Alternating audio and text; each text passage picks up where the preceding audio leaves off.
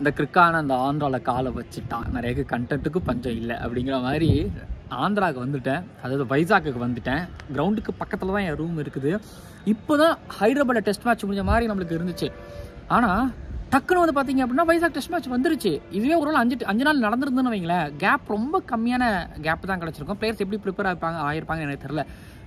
ஒன்றும் இல்லை, இப்போ கேம்பில் எப்படி தெரியுமா இருப்பாங்க, இங்கிலாண்டில் ஜெயிச்சோமா செலிப்ரேட் பண்ண வேணாம், வாங்க அடுத்து வைசாக்கில் ஜெயிச்சுட்டு அடுத்து நம்ம ராஜ்கோட்டுக்கு போகிறதுக்கு இடையில நம்ம ஒரு பார்ட்டி ஒன்று வச்சுக்கலாம், இப்போதைக்கு இந்த ட்வின் டெஸ்ட் மேட்சஸை முடிச்சிருவோம் அப்படிங்கிற மாதிரி பிளான் பண்ணியிருப்பாங்க.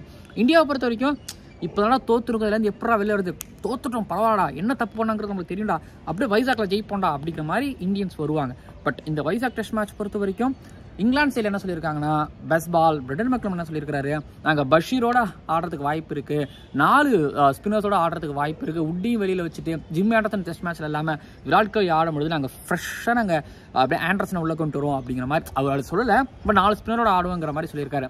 4 ஸ்பின்னரோட ஆடுவாங்க அப்படின்னா இப்போ இந்தியா என்ன பண்ணணும், இந்தியா போன மேட்ச் சிராஜ் பும்ரா ஆட வச்சாங்க. 11th என்ன மாற்றம் இருக்கும், ஜடேஜா கேஎல் ராகுல் ஆல்ரெடி இல்லை, விராட் கோலி இல்லை, சர்ஃப்ராஸ் ரஜத் பட்டிதார் யாராவது ஒருத்தவங்க இல்லை, 2 பேரும் இல்லை, ஸ்ரேயா சேயர் கில் வெளியில் தூக்கி போட்டு இவங்களை ஆட வைப்பாங்களா, வைக்கணுமா, நீங்கள் என்ன நினைக்கிறீங்க? ஆல்ரெடி நம்ம அதை பற்றி டிஸ்கஸ் பண்ணியிருந்தோம். நிறைய பேர் கில்லுக்கு சான்ஸ் கொடுக்க வேணாம், புதுசாக ஆட வைங்க அப்படிங்கிற மாதிரி உங்களை கருத்துக்களை தெரிவிச்சிருந்தீங்க. இது ஒரு பக்கம். இன்னொரு பக்கம் வந்து பார்த்தீங்க அப்படின்னா ஸ்பின்னர்ஸ் கீழே வந்து பார்த்தீங்கன்னா எத்தனை ஸ்பின்னர் ஆடணும், இந்தியா வந்து அதாவது அவங்கள பாரு எல்லாரும் கம்ப்ளீட்டாக ஒரு ஸ்பின்னர்ஸோட ஆடுறதா, இல்லை பும்ரா வச்சுட்டு வைஸ் கேப்டன் இல்லாமல் ஆட முடியாது. இப்போ பும்ரா இருப்பார், பும்ரா இல்லாமல் இப்போ சிராஜ் வேணாம், கம்ப்ளீட்டாக இவங்க தான் என்னோட ஸ்பின்னர்ஸ் அப்படின்னு சொல்லிட்டு உங்களை பிளேயிங் லெவனை கீழே வந்து கமெண்ட் பண்ணுங்கள். என்னோட பிளேயிங் லெவன் நான் சொல்ல போகிறேன், இது வெற்றிக்கான ஒரு பிளேயிங் லெவனாகவும் இருக்கலாம். ப்ளஸ் இந்த மேட்ச்சில் இந்தியா எப்படி ஆனால் ஜெயிக்கலாம் அப்படிங்கிறதையும் வந்து பேச போகிறோம், டிஸ்கஸ் பண்ண போகிறோம். சும்மா ஜில்லுன்னு இருக்கு காற்று, சும்மா வைசாகில் மேட்ச் நடந்தாலே அந்த காற்று அப்படிங்கிறது இருக்கும். மணி வேற ஆகிட்டே வருதா, ஸோ அதனால் வந்து அந்த காற்று இருக்கும். காற்றை விடுங்க, கண்டென்ட்டில் காதை வைங்க. ஜென்டில் லேடிஸ் அண்ட் ஜென்டில்மேன், இந்த ICC world test championship 2025 England of India 2024 போர் தொழிலில் வைசாக்ல நடக்க இருக்கக்கூடிய India versus England second test மேட்சோட pre analysis and fantasy 11 predictions பார்க்க வந்திருக்கீங்க. Pitch report, weather report and toss report பொறுத்த வரைக்கும் வைசாக்ல தான் இருந்துகிட்டு இருக்கேன். மழைக்கு வாய்ப்பு இல்லை, மழைக்கு கண்டிப்பாக வாய்ப்பு கிடையாது. ஸோ அதனால் வந்து 5 நாள் நடந்ததுன்னா மேட்ச் நடக்கும். அப்புறம் வந்து பார்த்தீங்கன்னா கிளைமேட் மாதிரி ஜில்லுன்னு இருக்குது. ஸோ இதுதான் வந்து வெதர் ரிப்போர்ட் பொறுத்த வரைக்கும். டாஸ் ரிப்போர்ட் பொறுத்த வரைக்கும் வழக்கமாக சொல்கிறாங்க, ஹைதராபாத் பிச்சு தான் வைசாக் பிச்சு தான் ஹைதராபாத். எல்லாமே சவுத் சைட் பிச்சஸ் எல்லாமே வந்து பார்த்தீங்கன்னா ஐ திங்க் எனக்கு வந்து ரொம்ப பெரிய டிஃப்ரென்ஸ் இல்லை, பட் எல்லாம் சிமிலராக இருக்குது. சென்னை மட்டும் தான், சேப்பாக் மட்டும் தான் அதில் டிஃப்ரெண்ட் நினைக்கிறேன், கொஞ்சம் ரொம்ப ரேங்க் டர்னர். மற்றபடி வந்து பார்த்தீங்க அப்படின்னா ஹைதராபாத் ரொம்ப நிறைய டெஸ்ட் மேட்சஸ் நடந்து கிடையாது, ரொம்பலாங்கிறத தாண்டி அவர் வைசாக் வந்து சுத்தமாக நடந்ததில்லை. 2 டெஸ்ட் மேட்ச் நடந்திருக்கு, அதுக்கே ஸ்டார்ட்ஸ் போடுறாங்க. 2 டெஸ்ட் மேட்ச் ரோஹித் சர்மா அது 2 அடித்தவர், 2 டெஸ்ட் மேட்ச் தான் நடந்திருக்குது. ஸோ மயங்காக்காவெல்லாம் நீங்கள் மறந்துட்டீங்க. ஸோ இதுதான் வைசாக் பொறுத்த வரைக்கும். ரீசெண்டாக நடந்த ரஞ்சி ட்ரோஃபி மேட்ச்சில் வந்து ஆந்திராவும் பெங்காலும் ஆடினாங்க. 4 நாள் மேட்ச் நடந்துச்சு, 4 நாள் மேட்ச். ரஞ்சி ட்ரோஃபி 4 நாள், லீக் மேட்ச் 4 நாள் நடந்துச்சு.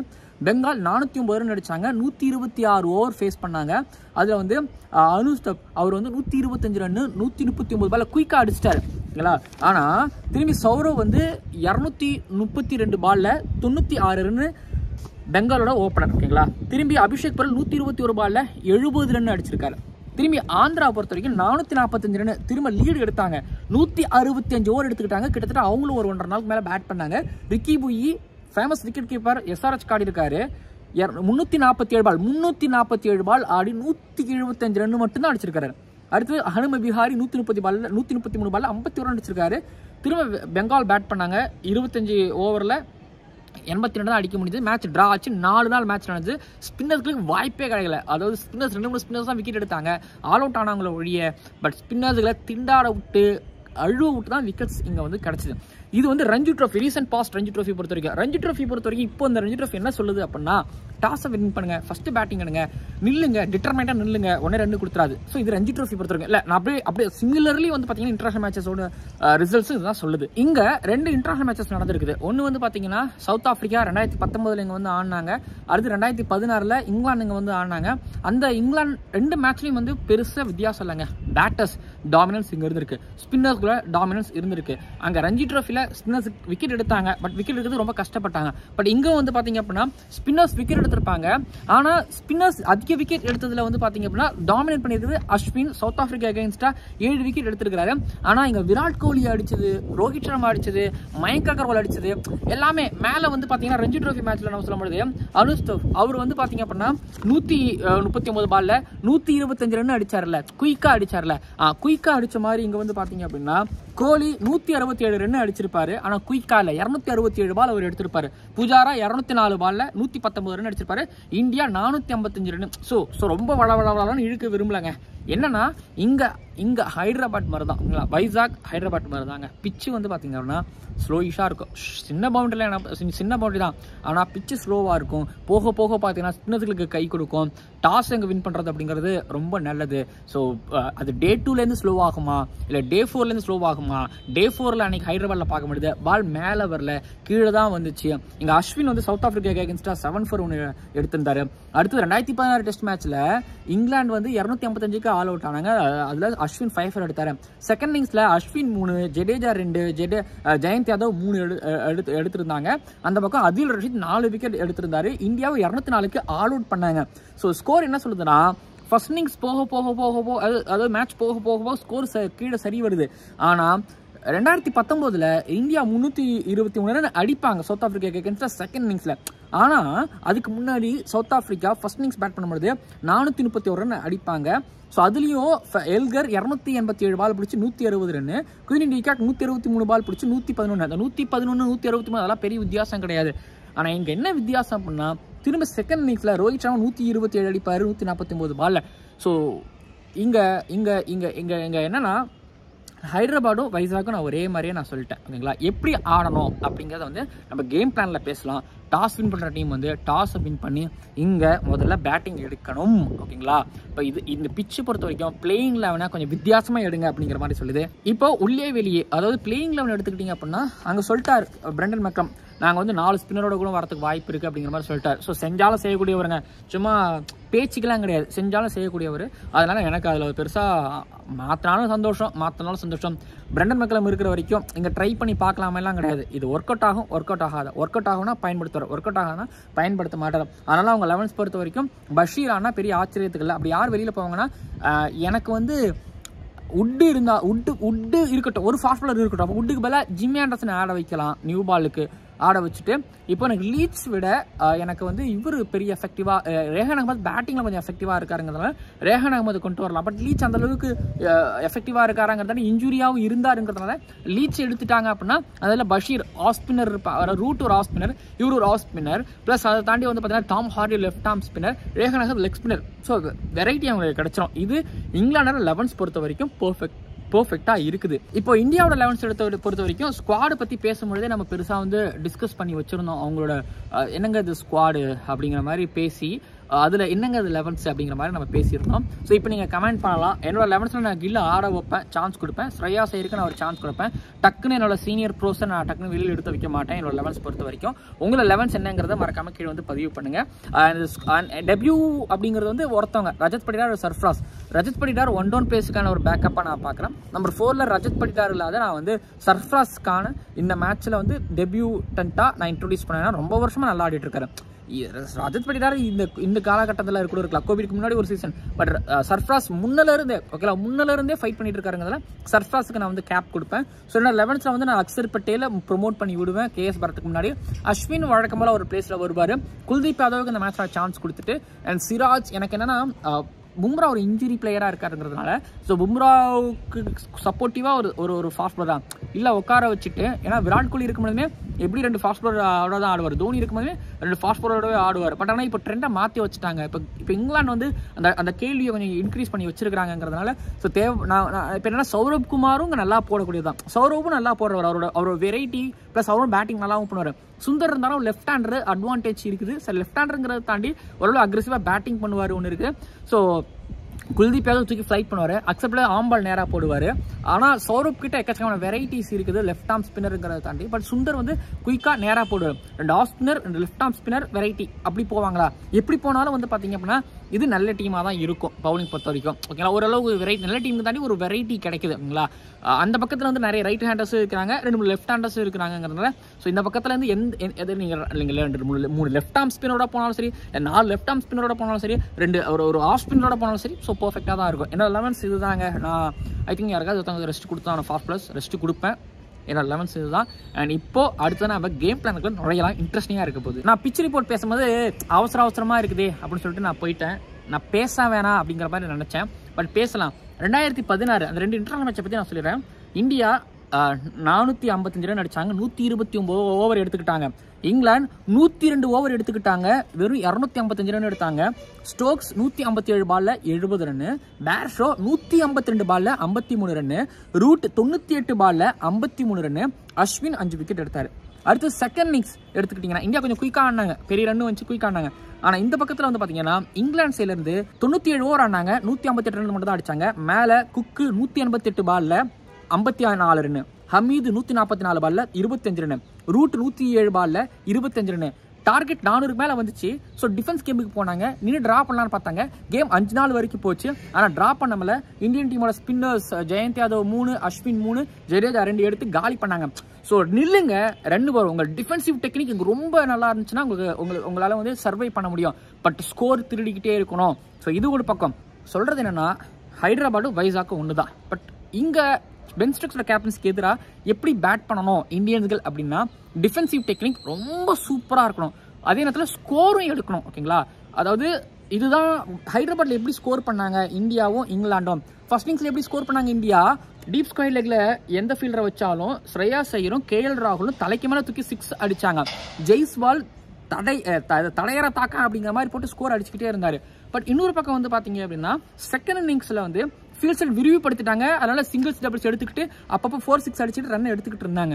பென் ஸ்டோக்ஸ் செகண்ட் இன்னிங்ஸ்ல என்ன பண்ணிட்டாருன்னா சிங்கிள்ஸை கட் பண்ணுறேன்னு சொல்லிட்டு கட் பண்ணி 2 ஃபீல்டரை வந்து வச்சு அதுக்கேற்ற மாதிரி பவுலிங் போட வச்சு 6 விடாமல் 4 விடாமல் சிங்கிளும் விடாமல் டபுள்ஸ் விடாமல் கட் பண்ணார்.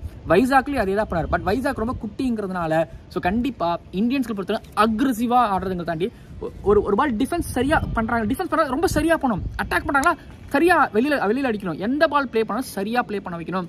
பென் ஸ்டோக்ஸை பதட்டப்பட வைக்கணும். பென் ஸ்டோக்ஸை கொஞ்சம் யோசிக்க வைக்கணும். பிரெண்டன் மெக்லம் கொஞ்சம் ஒரு மாதிரி ஓகே இந்த பிளான் ஒர்க் அவுட் ஆகணும்னு சொல்லிட்டு அவங்க ரொம்ப நேரம் போயிட்டே இருக்கவும் மாட்டாங்க. ஏன்னா அந்த பிளான் ஒர்க் அவுட் ஆகணும்னா இந்த பிளானை மாற்றுவாங்க. இந்தியாவை பொறுத்த வரைக்கும் டிஃபென்சிவ் டெக்னிக் சர்ஃப்ராஸ்லாம் அடிச்சார பிளேயர். ஐயா நீங்கள் IPL பார்த்துட்டு சொல்கிறீங்க. ஆனால் சர்ஃப்ராஸ் பொறுத்த வரைக்கும் நான் ஒரு சில ஸ்டாட்ஸ் பார்த்தேன். சர்ஃப்ராஸ் வந்து அட்டாக் பண்ணி ஆடுவார். ஜெய்ஸ்வால் அட்டாக் பண்ணி ஆடுவார். ஸ்டாட்ஸ் பார்க்கும்போது எல்லாரும் ஸ்டாட்ஸும் பார்த்தேன், அட்டாக் பண்ணி ஆடுவாங்க. ஆனால் சர்ஃப்ராஸ் வந்து சௌராஷ்டிராக்கு அகேன்ஸ்டா 2022 ரஞ்சி ட்ரோஃபியில் 400 ரன் நின்னார். அடுத்து ஃபைனலில் மத்திய பிரதேஷுக்கு அகேன்ஸ்டா 443 பால் நின்னார். ரன்னெல்லாம் விடுங்க, ரன்னெல்லாம் அவ்வளோ பெருசாலாம் அவர் அடிக்கல. 400 பால் நின்றாலும் 300 ரன் அடிச்சிருக்கல. ஆனால் அப்படி அடிக்கல, டபுள் ஹண்ட்ரட் தான் அடிச்சார். திரும்பி ஹைதராபாத்துக்கு அகேன்ஸ்டா 2022-23 ரஞ்சி ட்ரோஃபியில் 261 பால். தமிழ்நாடுக்கு அகேன்ஸ்டா அதே ரஞ்சி ட்ரோஃபியில் 220 பால் அடிச்சிருக்கிறாரு. ஸோ அவரால் டிஃபென்சிவ் கேமும் ஆட முடியும், அட்டாக்கிங் கேமும் ஆட முடியும். இவ்வளோ ஏன் KS பாரத்தால் டிஃபென்சிவ் கேம் நல்லா ஆட முடியும். மேலே கில்லு மேலே பெரிய ஒரு எதிர்பார்ப்பு இருந்துகிட்டு இருக்கு. கில் கண்டிப்பாக வைசாக்ல ஒரு பெரிய ஸ்கோர் அடிக்கிறதுக்கு வாய்ப்பு இருக்குது. அவருக்கு இதை விட விட்டால் வேறு நல்ல ஒரு வாய்ப்பு கிடைக்காது. ஸோ இங்கிலாந்து பொறுத்த வரைக்கும் சான்ஸ் கொடுத்தாங்க. ஓலிபப் ஒரு சான்ஸ் கொடுத்தாரு. டக்கட்டும் அதுக்கப்புறம் மேலே வந்து பார்த்தீங்க அப்படின்னா ஜாக் ரோலியும் அவங்க வேலையை பக்கவாக பண்ணிக்கிட்டு இருக்காங்க. ரூட் இப்போ சரியாக பேட் பண்ணலங்கிறது ஸோ மிகப்பெரிய ஒரு பிரச்சனை. ஓகேங்களா? அவங்களுக்கு ரூட் இப்போ 2 மேட்ச் சரியாக ப்ளே பண்ணலை. பட் ரூட்டும் சரி பேஷும் சரி. ஸோ உங்களுக்கு தெரியுதுங்களா அவங்களுக்கு ஓலிபப் அடிச்ச அந்த 100 ஓலிபப் கொடுத்த ஒரு chance, Rehan Ahmed Tom Hartley அடிச்ச அந்த ரன்கள். ஸோ ரோஹித் சர்மா கண்டிப்பாக அதான் சொல்கிறாங்க. ஃபர்ஸ்ட் இன்னிங்ஸில் பென் ஸ்டோக்ஸ் தப்பு பண்ணாரு, அவங்கள பேட்டர்ஸ் தப்பு பண்ணாங்க. பட் செகண்ட் இன்னிங்ஸில் தெளிஞ்சுட்டாங்க. பட் ரோஹித் சர்மா செகண்ட் இன்னிங்ஸில் தப்பு பண்ணாரு, அவங்கள பேட்டர்ஸ் தப்பு பண்ணாங்க.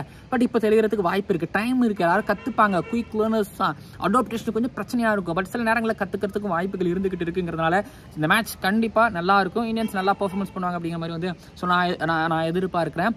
So Rohit Sharma team and Rohit Sharma captain நிற்கணும். ஓகேங்களா?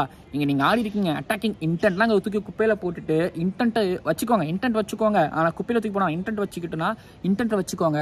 அடிக்கிற பால் அடிச்சுட்டு மீதி defensive technique. Rohit Sharma defensive technique இங்கிலாண்டில் சூப்பராக இருந்துச்சு. இங்கே எல்லாரும் நல்ல டிஃபென்ஸ் ஆடக்கூடிய பிளேயர்ஸ் தான். ஒயிட் பால் ஆடிட்டு இங்கே டெஸ்ட்டுக்கு வரும்போது கொஞ்சம் பிரச்சனை இருக்குது. ஓவர்சீஸில் ஆடிட்டு இங்கே வரும்போது கொஞ்சம் பிரச்சனை இருக்குது. ஸோ ஏன் இந்தியா பற்றி இவ்வளோ பேசுகிறேன்னா இந்தியா தான் தோத்த டீம். ஸோ அதனால் இந்தியா பற்றி தான் நான் பேசி ஆகணும். ஸோ இந்தியா பற்றி நான் பேசிகிட்டு இருக்கேன். இங்கிலாண்டை பற்றி நான் ஆல்ரெடி நல்லா பேசியிருந்தேன். ப்ரிவியூவில் பார்த்தீங்கன்னா உங்களுக்கு தெரியும். கேம் பிளானில் பேசுகிறேன்னு சொல்லியிருந்தேன் இல்லையா? ஸோ பிச்சு வந்து டிமாண்ட் பண்ணுறது என்னன்னா கொஞ்சம் அதாவது ஒரு ஃபாஸ்ட் பாலரை வச்சுக்கோங்க. ஓகேங்களா? ஒரு நல்ல ஃபாஸ்ட் பாலரை வச்சுக்கோங்க. நிறைய கொஞ்சம் ஸ்பின்னர்ஸையும் வச்சுக்கோங்க. எனக்கு தெரிஞ்சு எனக்கு தெரிஞ்சு பிளேயிங் 11 எப்படி வந்தாலும் நல்லா தான் இருக்கும். ஆனால் எப்படி ஆப்ரேட் பண்ணுறாங்கிறது தான் மேட்ரு. 2 ஃபாஸ்ட் பாலரோட போகலாம். ஷமி சவுத் ஆஃப்ரிக்கா அகேன்ஸ்டாக 5 எடுத்திருந்தார் செகண்ட் இன்னிங்ஸில். ஷமியோட ஸ்கில் செட்டுக்கு செகண்ட் இன்னிங்ஸில் எப்பவுமே நல்ல ஒரு 5 அவர் எடுப்பார், பார்த்துருக்கீங்க. பட் இங்கே என்னன்னா சௌரப் வந்து பார்த்தீங்கன்னா நான் பார்த்துருக்கேன், கொஞ்சம் டீசெண்டாக பேட்டும் பண்ணுவார். பார்த்துருக்கேங்க தாண்டி படிச்சிருக்கிறேன், அதான் கரெக்டு. சும்மா பொய்லாம் சொல்லக்கூடாது. நம்ம வந்து அவர் என்னென்னா பாலை ஃப்ளாட்டாகவும் போடுவார், ஓகேங்களா, தூக்கி போடுவார். அதுக்கப்புறம் வந்து ஒரு மாதிரி என்ன சொல்கிறது, பேட்ஸ்மேனை தூக்கிட்டு போவோம் அப்படிங்கிறதெல்லாம் சொல்லுவாங்க. அதாவது பேட்டை தாண்டி போகிறதெல்லாம் சொல்லுவாங்க. ஸோ சௌரப் ரொம்ப நாளாக அந்த கண்டென்டராக இருந்துகிட்டு இருக்காரு. ஸோ குல்தீப் யாதவ் வந்து எப்படி சொல்கிறது, பிச்சு வந்து உயிர் இருந்தால் போடுவாரா அப்படின்னு எனக்கு தெரிஞ்ச டவுட். பட் கிரிக்கெட் ஒரு மாதிரி கொஞ்சம் உயிர் இல்லாமல், இப்போ பங்களாதேஷில் எடுத்துக்கிட்டிங்கன்னா சட்டோகிராமில் ஆக்சுவலி உயிர் இல்லை. ஆமாம், உயிர் இல்லாத ஒரு பிச்சு, ஓகேங்களா. அதாவது ஒரு மாதிரி பால் மாதிரி இருந்துச்சு பிச்சு, டாக்கா மாதிரி கிடையாது. பட் அதில் போட்டு விக்கெட் எடுத்து பேட் பண்ணார். தரம்சாலாவில் வந்து பார்த்தீங்க அப்படின்னா அதே மாதிரி இருந்து நல்லா பண்ணார். ஸோ குல்தீப் யாதவ் வேரியேஷன்ஸ் இருக்குது அப்படிங்கிறனால கொண்டு போவாங்களா? பட் குல்தீப் யாதவ் பார்ப்போம். பட் சுந்தரை பொறுத்த வரைக்கும் என்னென்னா பேட்டிங் பவுலிங் எடுத்துக்கிட்டோம்னா ரொம்ப நாளாச்சு அவர் ஆடி பார்த்து. பட் பவுலிங்கில் எப்படி பண்ண போகிறாருங்கிறது எனக்கு பெரிய ஆச்சரியமாக இருக்குது. பட் பேட்டிங்கில் எனக்கு நம்பிக்கை இருக்குது எப்படி பண்ணுவார்னு சொல்லிட்டு. பட் இங்கே வந்து பார்த்தீங்க அப்படின்னா அங்கே நிறைய லெஃப்ட் ஹேண்டர்ஸும் இல்லை, நிறைய ரைட் ஹேண்டர்ஸும் இல்லை. பட் நிறைய ரைட் ஹேண்டர்ஸ் இருக்காங்க. அக்ஷர் பட்டேல் அண்ட் அக்ஷர் பட்டேல் எடுத்துகிட்டு போவாங்க, கண்டிப்பாக வச்சுருப்பாங்க, வேறு சந்தேகமே கிடையாது. ஸோ அக்ஷர் பட்டேல் இப்போ ஒரு சீனியராக உணர்வார். இங்கிலாந்து சீரீஸில் போன தடவை பண்ண மாதிரி அக்ஷர் பட்டேல். அதுக்கப்புறம் வந்து குல்தீப் யாதவ் ரொம்ப நல்லா இருக்காருங்கிறதுனால அவர் ஆட வைப்பாங்க. அஸ்வின் 3 ஸ்பின்னர், சுந்தர் ஆர் சௌரப், அது வந்து பார்ப்போம் என்ன பண்ணுறாங்கன்னு சொல்லிட்டு. ஐ திங்க் சுந்தர் வந்தாலும் சரி சௌரப் வந்தாலும் சரி பேட்டிங் கொஞ்சம் அசிஸ்ட்மெண்ட் கிடைக்கும் அப்படிங்கிறதுனால கொண்டு வருவாங்க. ஸோ வின்னிங் பர்சன்டேஜ் பொறுத்த வரைக்கும் இந்தியா 43% ஜெயிக்கிறதுக்கான சான்ஸ் இருக்குது. அண்ட் இங்கிலாந்து 40% சான்ஸ் ஜெயிக்கிறதுக்கு. மீதி 17 வந்து பார்த்தீங்கன்னா ட்ரா ஆகலாம். ஏன்னா எல்லா மேட்சும் 5 நாள் போச்சு. போன இன்டர்நேஷனல் மேட்சஸ் எல்லாமே, இன்டர்நேஷனல் டெஸ்ட் மேட்சஸ் எல்லாமே, ரஞ்சி ட்ரோஃபி மேட்சும் ட்ரா ஆச்சு அப்படிங்கிறதுனால என்னை பொறுத்த வரைக்கும் ட்ரா ஆகிறதுக்கும் வாய்ப்பு இருக்குது. ஸோ உங்களை வின்னிங் பர்சன்டேஜ் கீழே வந்து கமெண்ட் பண்ணுங்கள். And player of the match award யார் வாங்குவா, ஸ்ரேயாஸ் ஐயர் அண்ட் கில் அவங்க எப்படி ஆடணும் நீங்கள் எதிர்பார்க்குறீங்க? நான் பேசல ரொம்ப பெருசாக, ஏன்னா ஆல்ரெடி நான் ப்ரிவியூவில் பேசிட்டேன். அண்ட் நீங்கள் பேசுங்க, அதாவது ஸ்குவாட் ரிவ்யூவில் பேசுகிறேன், நீங்கள் பேசுங்க. இப்போ அடுத்த ஃபேண்டசி 11 ப்ரெடிக்ஷனுக்கு போகலாம். அடுத்ததாக இந்த வைசாக் மேட்சோட ஸோ ஃபேண்டசி 11 ப்ரெடிக்ஷன் பொறுத்த வரைக்குமே பவுலிங்கில் குல்தீப் யாதவ் 11ல் இருந்தால் எடுத்துக்கோங்க. Tom Harley, Bumrah. போன மேட்ச்சில் நல்லா பண்ணுவாங்கன்னா அந்த மேட்ச்சில் நல்லா பண்ணுவாங்கிற சாத்தியம் இல்லை. அது ஒரு சின்ன ஒரு கியூரியாசிட்டி இருக்குது. ஆல்ரவுண்டரில் அஸ்வின், ரூட், அக்ஷர் பட்டேல். பேட்டிங்கில் Rohit Sharma, Ollie Pope, Ben Stokes, ஜெய்ஸ்வாலை பிக் பண்ணியிருக்கிறேன். அதுக்கப்புறம் வந்து பார்த்தீங்கன்னா விக்கெட் கீப்பிங்கில் கேஎஸ் பாரதா, பென் ஃபோக்ஸா, பேர்ஷோவர் அப்படிங்கிற ஒரு குழப்பம் உங்களுக்கு இருக்கலாம். இதில் வந்து நான் கில்லை ஃபஸ்ட்டு எடுத்து நான் கில்லை வெளியில் வச்சுட்டேன். ஓகே, இது பேட்டிங் பேரடைஸாக இருக்கலாம், ஆனால் எனக்கு ஃபாஸ்ட் பாலர் அந்த டீமில் இருந்து எடுப்பாங்கன்னு தெரியல. பட் இந்த பக்கம் வைஸ் கேப்டனா பும்ரா இருப்பார். பட் ஒரு ஃபாஸ்ட் பாலர் தேவைங்கிறனால நான் அட்டாக்கிங் மைண்ட் செட் இல்லாமல் கொஞ்சம் லைட்டாக டிஃபென்சிவ் மைண்ட் செட்டை வச்சு நான் பும்ரா போயிருக்கிறேன். பட் கேப்டன் அண்ட் வைஸ் கேப்டனை பொறுத்த வரைக்கும் நான் எப்படி பிக் பண்ணுறேன்னா அக்ஷர் பட்டேல் எனக்கு ஓரளவு பேட் பண்ணுவாருங்கிற நம்பிக்கை இருக்குது, ரூட்டும் பண்ணுவாருங்கிற நம்பிக்கை இருக்குது. ரூட் பேட்டிங் பண்ணுவாரா அப்படின்னா ஓகே, இங்கே பார்ப்போம், இங்கே ஓரளவு கொஞ்சம் பண்ணுவாருங்கனால ரூட்டையும் அக்ஷர் பட்டேல் 2 பேரையும் கேப்டன் வைஸ் கேப்டனாக போடுறேன். சில பேர் அஸ்வின் எடுக்கிறதுக்கு வாய்ப்பு இருக்குது. அஸ்வின், அக்ஷர், ரூட் இந்த 3 பேர்த்தில் யார் நீங்கள் பிக் பண்ணுறீங்க அப்படின்னா நான் வந்து இந்த மேட்ச்சில் ஓகே நான் வந்து ரூட்டும் அக்ஷரும் ட்ரை பண்ணி பார்க்கலாம். அஸ்வின் எல்லாரும் போடுவாங்க, பட் இவங்க 2 பேரும் யாரும் போட மாட்டாங்க. டிஃப்ரெண்டாக நம்ம ஒன்று பண்ணி பார்ப்போம், பாயிண்ட்ஸ் கிடைச்சா நமக்கு நல்லதுங்கிறதுனால இவங்களை வந்து பிக் பண்ணியிருக்கேன். மேலே கேஎஸ் பாரத் கிட்ட போவீங்களான்னா பேர்ஷோ கிட்ட போய் பார்ப்பேன். ஏன்னா ஆல்ரெடி இங்கே கொஞ்சம் நல்லா விளையாண்டுருக்காங்க, பேர்ஷோ கிட்ட போகிறேன். அண்ட் பார்த்துக்கோங்க, பார்த்து விளையாடுங்க. ஸோ இதுதான் என்னோட 11 கேப்டன் அண்ட் வைஸ் கேப்டன் சொல்லிட்டேன். லைட் வேறு ரொம்ப இறங்கிட்டே இருக்குது. இதுக்கு மேலே ரொம்ப பேசினேன் அப்படின்னா ரொம்ப நல்லா இருக்குது. பொதுவாக நீங்கள் பேட்டர்ஸ்களையும் கொஞ்சம் ஸ்பின்னர்ஸ்களையும் ஸ்பின் ஆல்ரவுண்டர்ஸ்லையும் நீங்கள் எடுத்துக்கோங்க. கேப்டன் வைஸ் கேப்டன் அவங்களே போடுங்க, அவங்களுக்கு நிறைய பாயிண்ட்ஸ் வாங்கி கொடுப்பாங்க. இப்போ இங்கே மூஞ்சே தெரியாத அளவுக்கு லைட் வந்துட்டு போயிட்டு இருக்கு. ஓகேங்களா, டன் மறக்காமல் சப்ஸ்கிரைப் பண்ணுங்கள், பக்கத்தில் பெல் ஐக்கான் கிளிக் பண்ணுங்கள். அந்த வந்து இறங்கியாச்சு, வீலாகலாம் உங்களுக்கு நிறைய வந்துகிட்டு இருக்கு. ட்விட்டரில் ஃபாலோ பண்ணுங்கள், இன்ஸ்டாகிராமில் ஃபாலோ பண்ணுங்கள், யூடியூப் சேனலில் வியூஸ் வரலைங்க, பார்த்து பண்ணுங்கள். ஓகேங்களா, பார்க்கலாம், பாய்.